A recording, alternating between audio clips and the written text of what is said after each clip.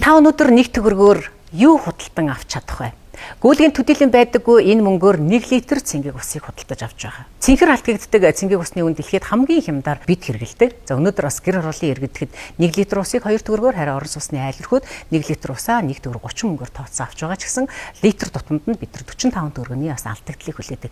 Жилдээ 200 орчим тэрбум төгрөгийн алдагдал заасаар 10 гаруй жилийн хугацаа болж байгаа. За зөвхөн Улаанбаатарын иргэдэд жилдээ 220 гаруй гүний худагаас 58 сая метр куб ус хэрэглэдэг байна.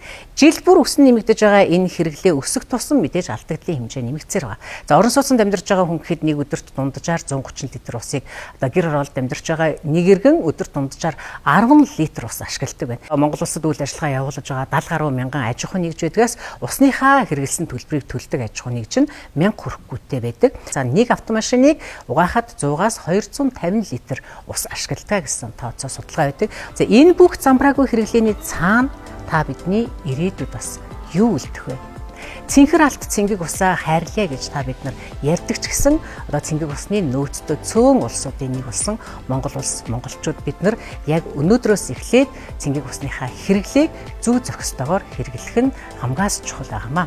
Үзэгчдээ өнөөдөр дэлхийн усны өдрөө.